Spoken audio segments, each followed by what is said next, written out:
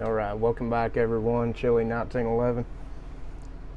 I'll take the time today and go through and show this Walmart Zippo. I kept telling y'all in the other video you could find Zippos at Walmart pretty cheap. This is the basic street chrome. You can see the receipt right there. I picked this up yesterday, which would have been September 9th, 21. So $9.97 before tax. After tax, $10.67. Your state may be a little different on tax. Mine 7%. So just to show you, if you want to get started, you can get one pretty cheap. Now that is going to be probably the cheapest Zippo you can find, and that's brand new. So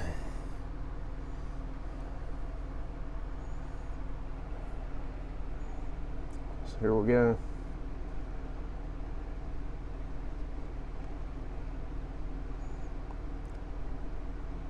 $207 regular street chrome.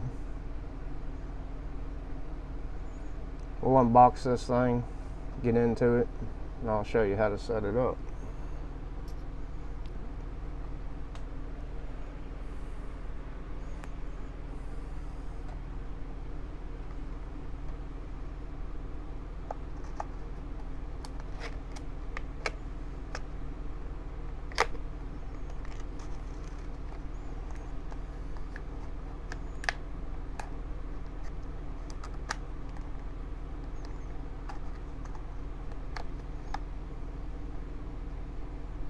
This little knife here's a straight old timer.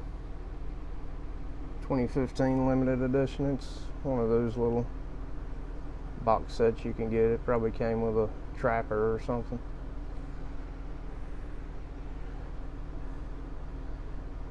$720T or 72 OT, I guess that is.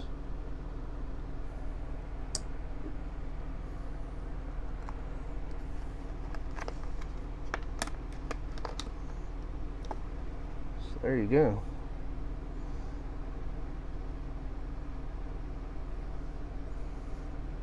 Street chrome, brand new.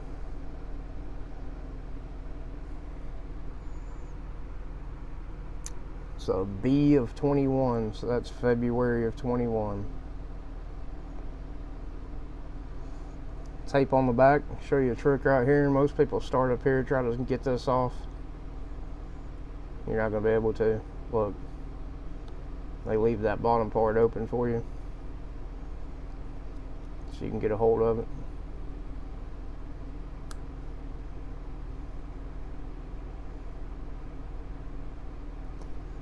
There you go.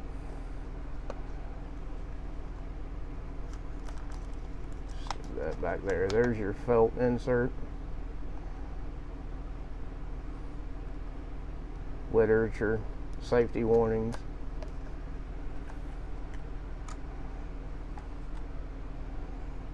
All right. Let's listen to the ping first thing.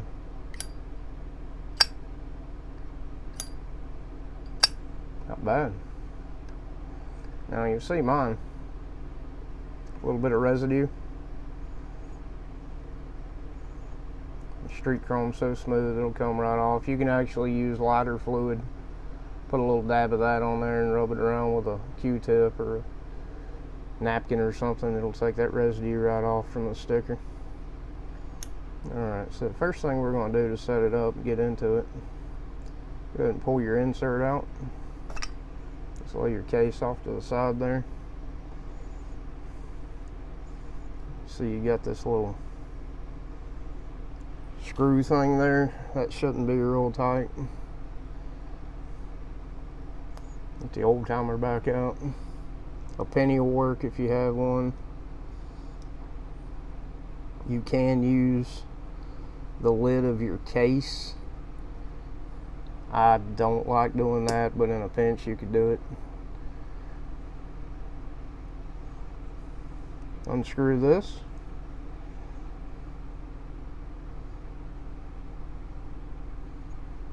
It is under spring pressure, so take that out. You see that little tip on there? All that is to push up on your flint. Now be careful when you do this, because you're going to see here I'm going to pour a flint out of that tube right there. So just be mindful you don't lose your flint.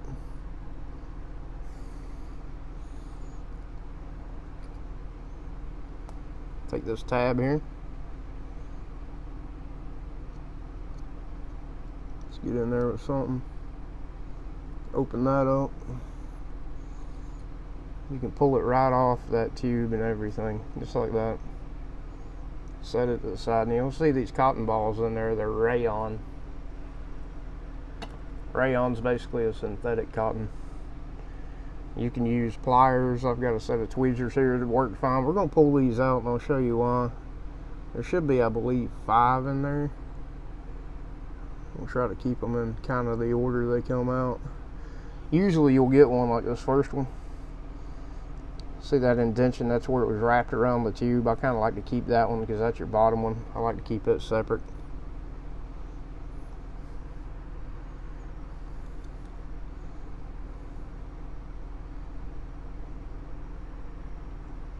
There's a reason we're doing this. Now, this doesn't have to be perfect. But look how that, before I mess with it too much, look how that wick is. It's straight down the side.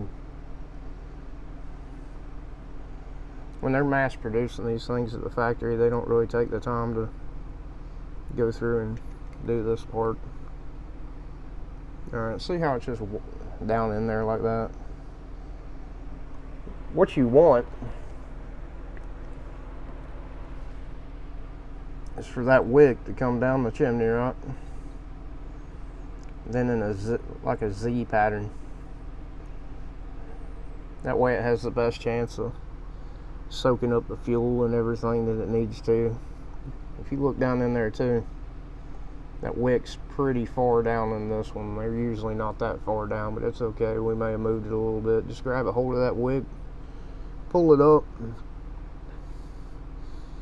I generally use this top hole. It's my guideline. You can kind of see the wick there. You don't want it sticking out too much higher than that or anything. Alright, so now we'll go back.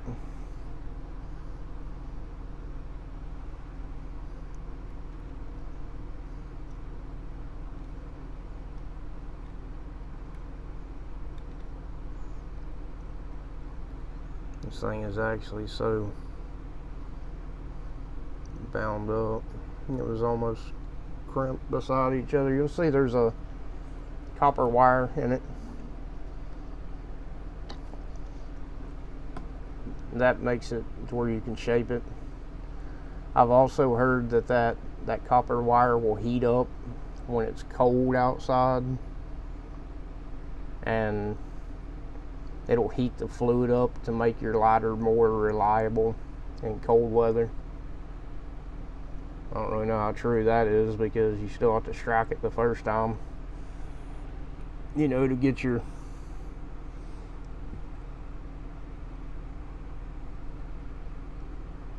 first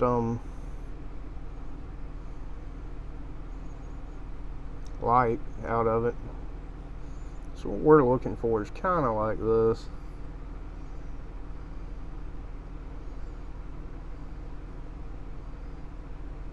You could actually shape that thing instead of having to do it in the insert.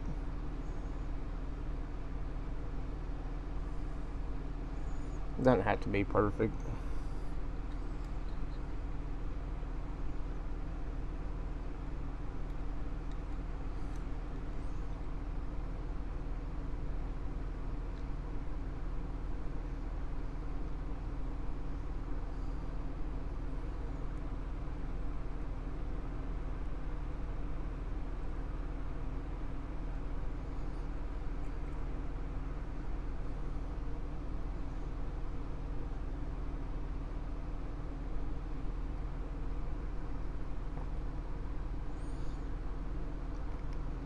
sometimes your wick will kind of booger up as you pull it through the hole in the chimney.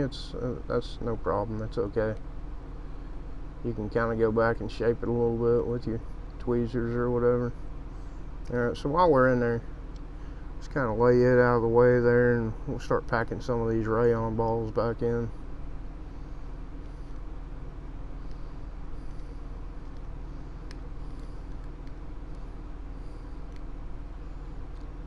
Just kind of leave the tail of your wick where you can kind of grab a hold of it. This one isn't the best I've ever done, but you'll kind of get the idea.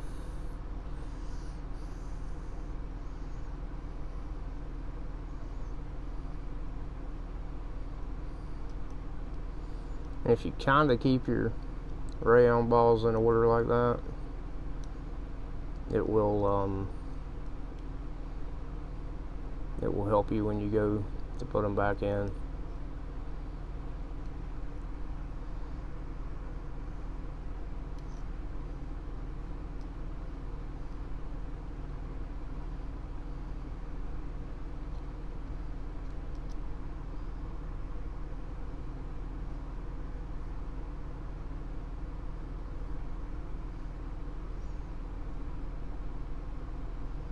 Make sure you get one on the other side of the tube.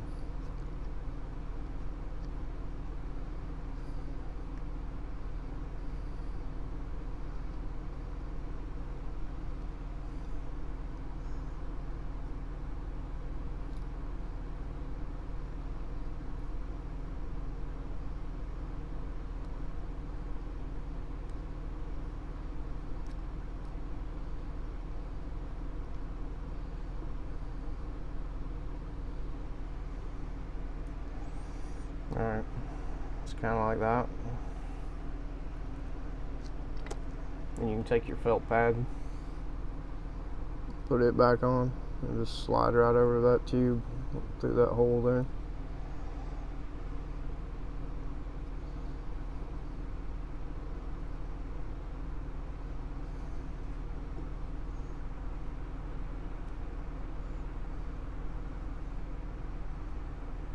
Alright, take your flint. Now, that hole in the middle, they say it's to put an extra flint. I don't really like using that. It's kind of a pain to get it back out if you do it that way. So drop your flint down in there, take your spring,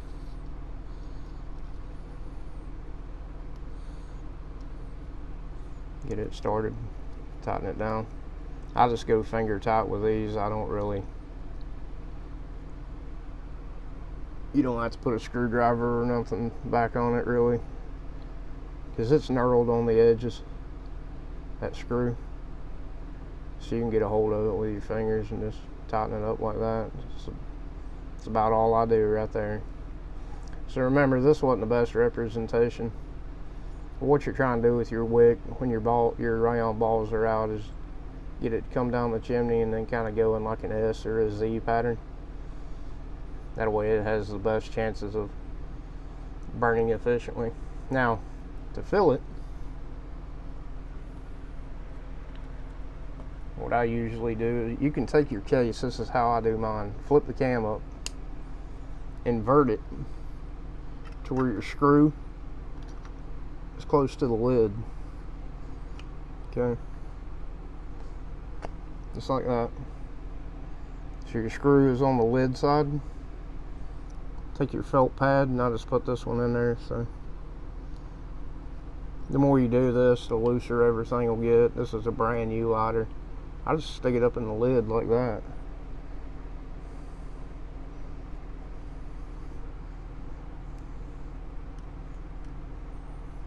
Take your fluid. You can use Ronson or Zippo.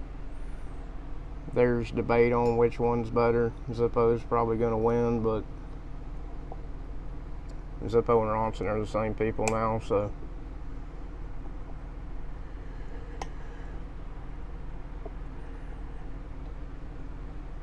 alright, so what I do is set it like that, everything's out of your way. Take your fluid, I do a 5-second. 1, 2, 3, 4, 5. let it rest for a few seconds.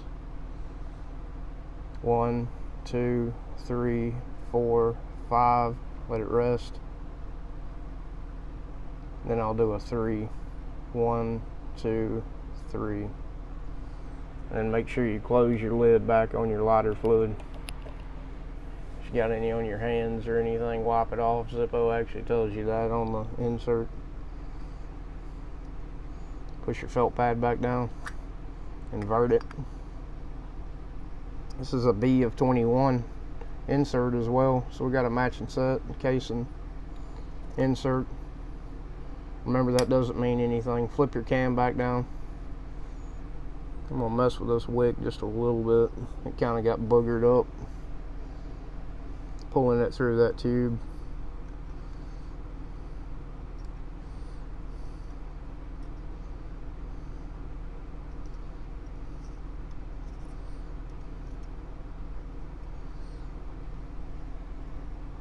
It's a little higher than I want. We're gonna have a pretty big flame on this first strike, but there you go.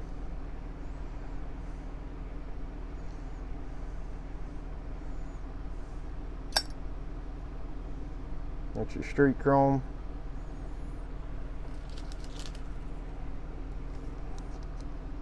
$9.97 at Walmart before tax, $10.67 after.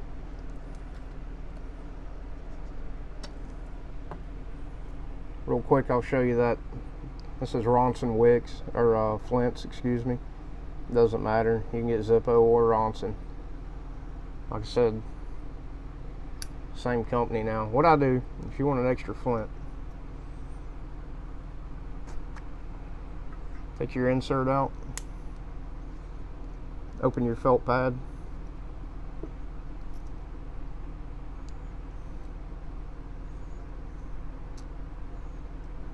just drop one right there. Right there. I kind of try to get mine more down towards the edge, but kind of like that. Now you have an extra flint. If you use one every day, that flint's gonna go probably a couple months, something like that. But the way you'll know, see how free this spins? This is a brand new lighter. That wheel, striker wheel, spins real easy. When your flint goes bad, it'll be really hard to turn, and you don't want to force it because there's no flint left there, and you'll be pushing on that metal piece on the end of your spring and doing it harm. So there you go, guys. Some old brass beside it. Hope you enjoyed the video. Sorry it went a little bit longer. Hopefully you learned something. Like I said, that wasn't the best representation, but maybe that'll give somebody the idea. Appreciate y'all watching, like, and subscribe. Chili 1911 out.